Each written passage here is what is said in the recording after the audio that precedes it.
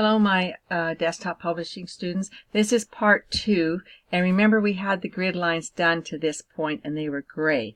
And I said to you that I want to go over the grid lines and make sure that you have got them. So I'm going to click on the grid lines. Now, I've got the grid lines selected. Now, note that it says minor grid line options, okay? And we did this in a previous video, but I want to go over it again with you. Click on the drop down here. And now, when we talk about the vertical axis minor grid lines, that means that they're on the primary vertical axis, but they go horizontal. So here, this is what we want, the vertical value, the minor ones. So let's go to a solid line, and I don't want to choose that color right now. I'm going to choose the burgundy, but I'll choose maybe this burgundy color. Okay, I think you can see that, but maybe I should choose the darker one. There. It doesn't look, it's strong, but I just want you to see them. So there's the minor, the primary value vertical minor. Now I'm going to come down here, and we're going to choose the vertical value axis major. Okay, this is the major, and I'm going to make them green. So I'm going to choose this green. And there you can see. So there's the majors at 40, 45, 30, 35, and so on. The minors are in between. All right, now we're going to go down here. And this time we're talking about the category axis, the majors. Okay, so let's do the majors. And now, can you see where the blue dots are? Those lines are going to go up. All right, so we want a solid line.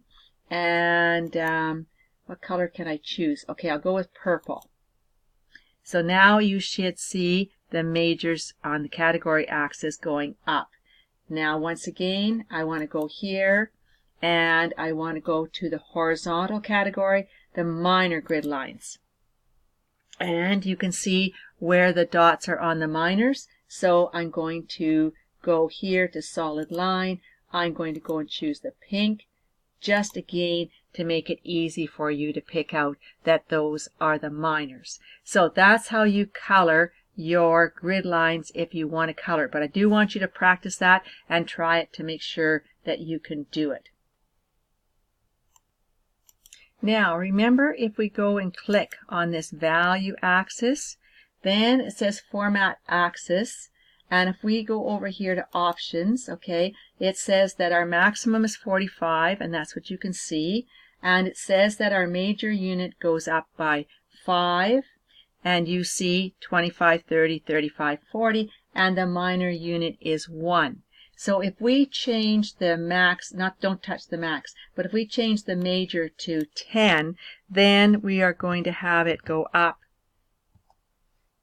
to 0, 10, 20, 30, 40, 50, because it has to be in groups of 10. All right.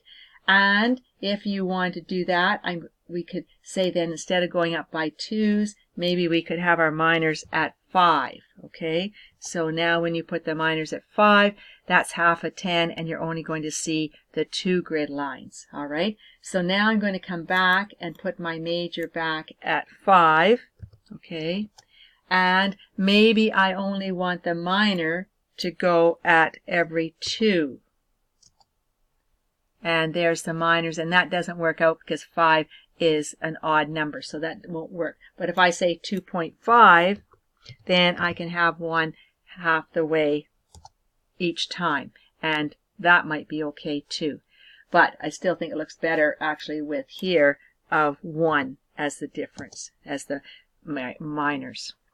Okay, so you know how that if you want to adjust that, you go to the primary axis, and the same thing, we would go to the horizontal axis if we wanted to change anything there and do it along there.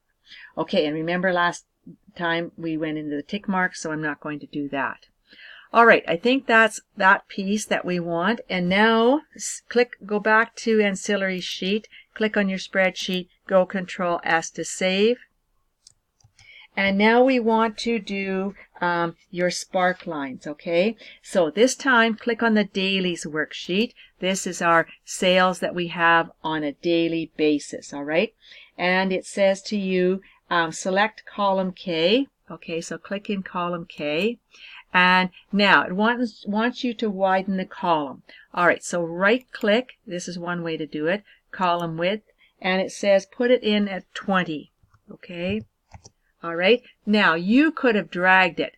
Remember up here, you could have said, here, I want it to be 25 or I want it to be 32. You didn't have to go into the column width. All you had to do was drag it to the width that you wanted. So that's your own choice. Now it says to us, click in cell K6. All right, so we're in K6. And it says go to the Insert tab, which we will. And it tells you to go to the Sparklines. And here you see the Sparklines. And they want us to use a column Sparkline, okay? A column Sparkline. So you're going to click on that. And now it says, what is the data range that you want to make into Sparklines, all right? So the data range that we want to is C6 to H6. So I want to be in C6, okay? And hold down my Shift key, and I want to go to H6. Okay, I want to go to H6. So there, I said C6 to H6. All right, and the location says start at K6, and that's fine. All right, now click OK. And you have one Sparkline there, okay? Now, go and drag your fill handle down until you come down to K16. So go down to K16. And there's your Sparklines filled down. Now, the last time I showed you to select the whole range, and you didn't have to drag. So it's just a different way of doing it, but it's exactly the same process. All right, another thing you can do, all right, so you can make these rows a little bit higher because they're quite thin right now. So now when we select a row, this time use your black arrow on the 6, all right, hold down your Shift key and click on the 16. All right, so you've got all the rows selected. Now watch, and again, you can do this more than one way. I'm going to put my cursor here. Do you see my horizontal bar and my double-headed arrow? And I'm at 15 now. I'm going to come down to about 20. I better go back a bit. I'll try 20. Yeah, okay. I can make a little bit more, so I can go down to about 24. Okay, so I made all the row heights 24 just so that you could see your Sparklines better, okay?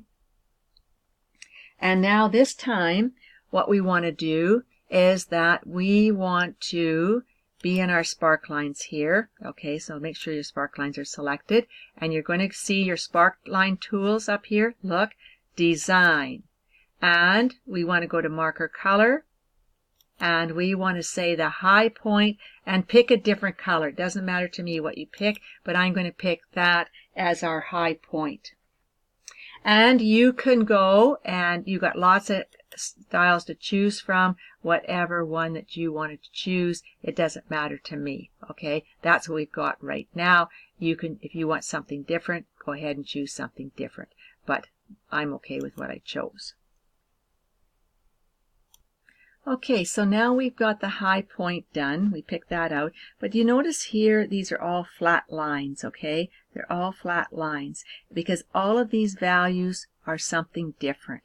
So what we want to do is we want to still make sure you're on your Sparkline tools, Design, and you're going to go to Axis, and you're going to choose here Vertical Axis Minimum Value, and you want to go to Custom Value, and we want to put them all at 0. So this way we're comparing everything on the same basis. They're starting at 0. All right, so the 0 is already there. All you have to do is click OK.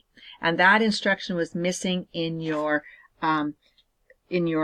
package there on page 14. So I want you to do those steps. Okay, so I'm just going to go over them one more time to make sure you've got them and you can write them down.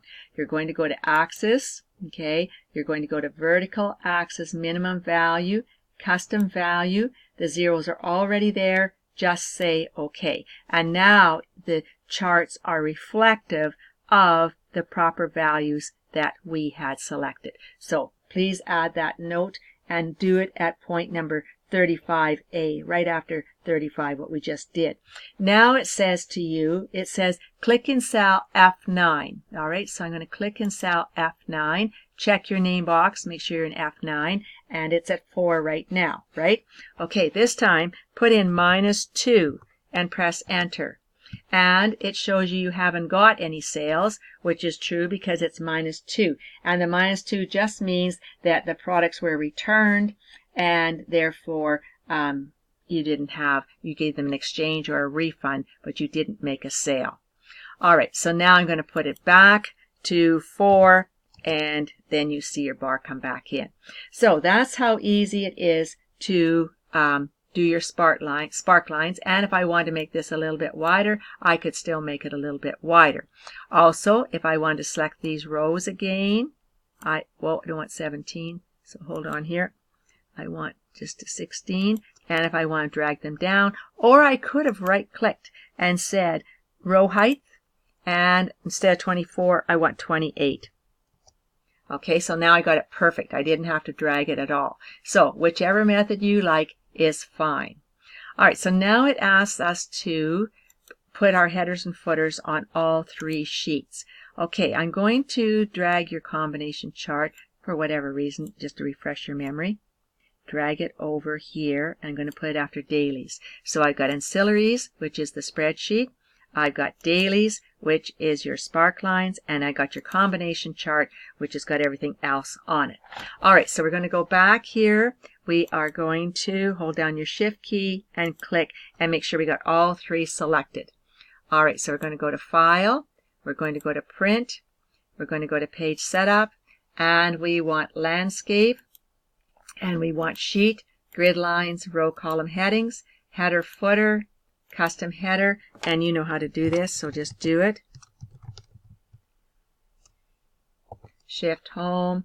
I'm going to go to size 20, and I'm going to choose a color. I'll go for pink for a change. Okay, and I'm not going to go to, well, I can choose a font. I want to do it quickly because I'm running out of time. Oh, I don't want that one. Okay, that's good. All right, say okay. And then the date, I want to, Lee, go Control Z. Okay.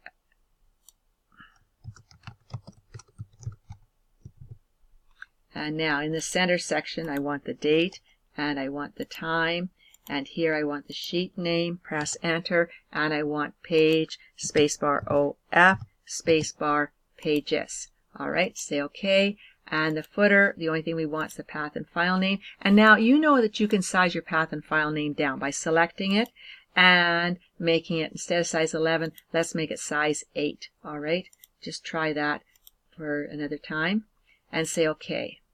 All right, so now I use landscape, and I should be able to see page 1, and I go to 2, and I see my headers and footers. I go to 3, and see the chart didn't pick up again. So I've got to go back, ungroup, so right click, ungroup. All right, and now I want to do this combination chart by itself. So I'm going to go to File, Print, and I want to go to Page Setup. And yes, I want landscape. I want to go to header, footer, and put in my name, shift home, and I want it size 20, and I chose pink, and I didn't pay attention to what font I chose, so I'm just going to choose anything here because I'm short on time. And I want to go here, date and time and sheet name, and I want to say page, spacebar OF, spacebar pages. All right, say okay. Ooh, and I'm down to 50 seconds. All right, custom footer, path and file name, okay, okay. All right, let's go back now, and we're going to group the 3 of them. All right, and now go to File, Print. And there's page 1, page 2, and page 3. Oh, and it got regular in there. I'll fix that later. I've got to stop here. I'm out of time. Save your work.